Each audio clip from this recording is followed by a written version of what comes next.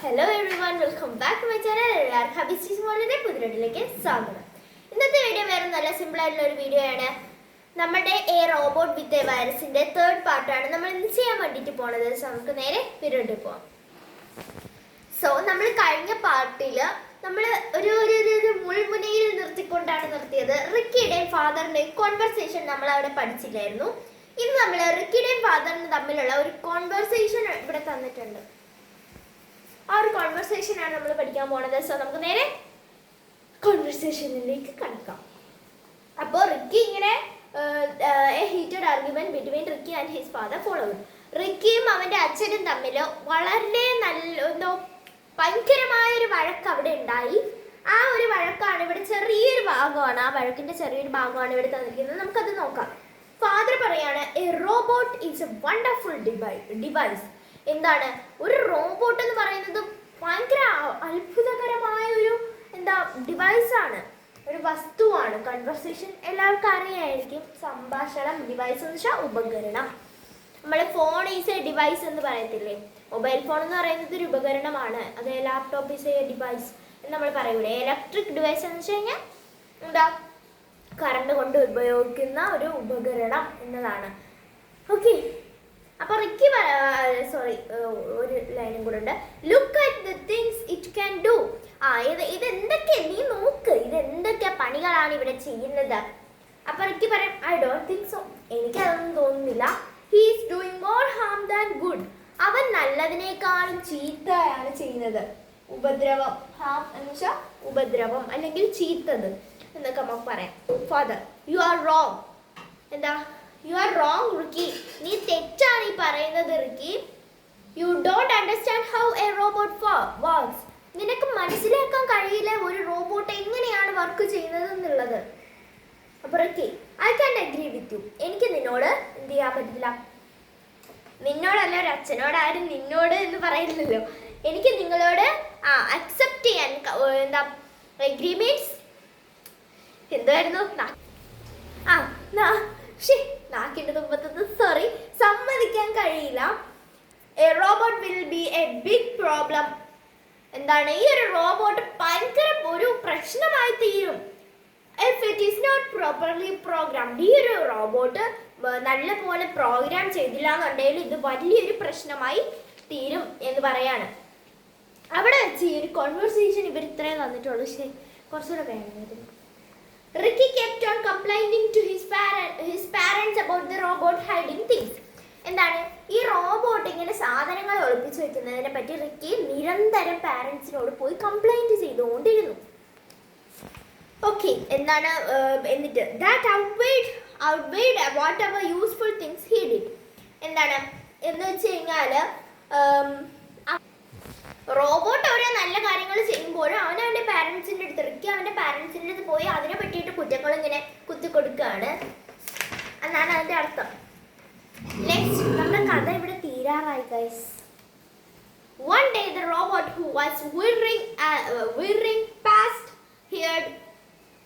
heard the boys' complaints. എന്താണ്? ഒരു ദിവസം ഈ റോബോട്ട് അതുവഴി കൂടെ ക്ലീൻ ചെയ്തുകൊണ്ട് പോകുമ്പോഴും കണ്ടേ എന്ത് ചെയ്തു? റിക്കി അവൻ്റെ പാരൻസിനോട് കംപ്ലൈൻറ്റ് ചെയ്യുന്നത് കേട്ടു. വെറുങ്ങെന്ന് വെച്ചാൽ ഒരു പുറത്ത് ഒരു താഴ്ന്ന ശബ്ദത്തിൽ നമ്മളിങ്ങനെ പറയത്തില്ലേ, അമ്മ അവന് കുറച്ച് കുഴപ്പമാണ് കേട്ടാ എന്നിങ്ങനെ താഴ്ന്ന ശബ്ദത്തിൽ പതുക്കെ ഇങ്ങനെ പറയത്തില്ലേ?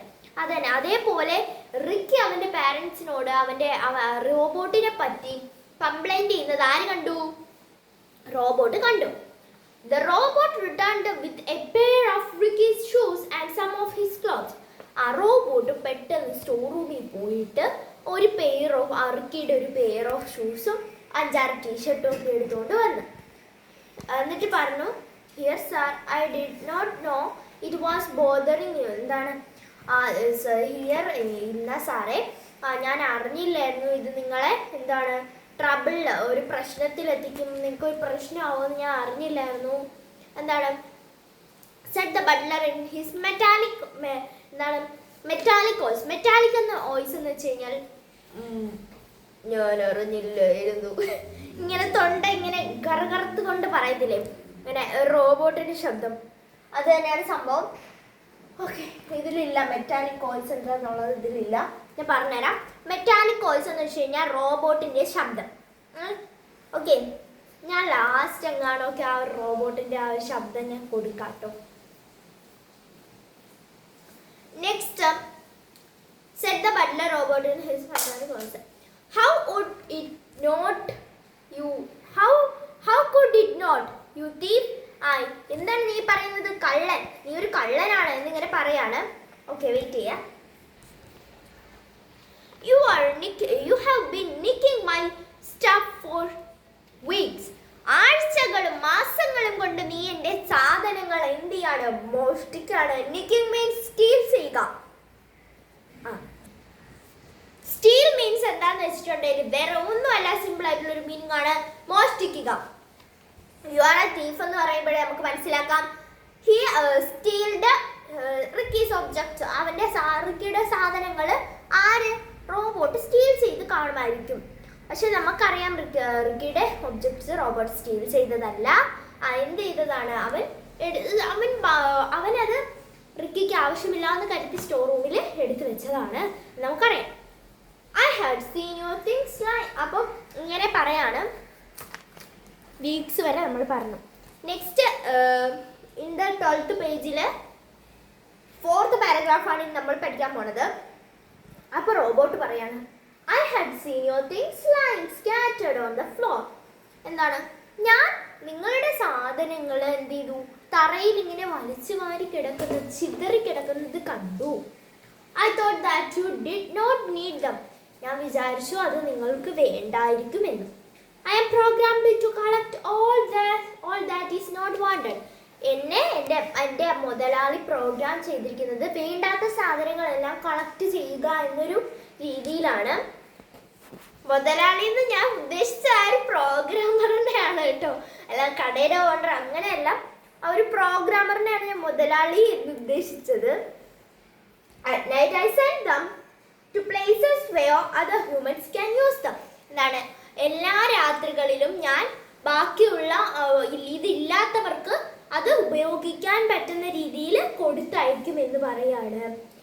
I am a maximum efficiency machine. ഞാനൊരു അത്യാവശ്യം നല്ലതുപോലെ പ്രോഗ്രാം ചെയ്തിട്ടുള്ള ഒരു മെഷീനാണ്. അതേപോലെ തന്നെ were you unaware of it? എന്താണ്?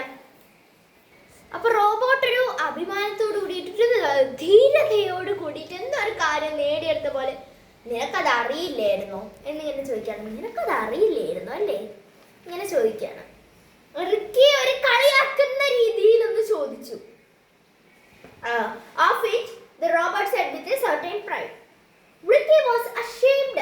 എന്താണ് റിക്കി ashamed എന്ന് വെച്ച് കഴിഞ്ഞാൽ റിക്കിക്ക് എന്ത് ചെയ്തു? ലജ്ജ തോന്നി. ലജ്ജ മീൻസ് നാണം തോന്നി.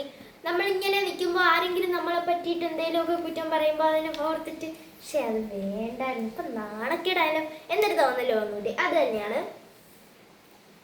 അപ്പം he had spent all his life treating things as though they were useless. എന്താണ്? റിക്കി എല്ലാ സാധനങ്ങളും അവൻ്റെ ലൈഫിൽ യൂസ് ചെയ്തിരുന്നത് അതൊന്നും വേണ്ട, അതൊന്നും ആവശ്യമില്ല അങ്ങനെയുള്ള ഒരു മൈൻഡിലായിരുന്നു. he cared for nothing else. അവൻ ഒന്നിനെയും ശ്രദ്ധിച്ചിരുന്നില്ല. അതുപോലെ തന്നെ there were many people in the world who would have been delighted to have Ricky's things. എന്താണ്? റിക്കിയുടെ സാധനങ്ങൾ എനിക്ക് വേണം, എനിക്കതില്ലല്ലോ എന്ന് ആലോചിക്കുന്ന ഈ ലോകത്ത് ഒരുപാട് പേർക്ക് അതൊന്നും ഇല്ല.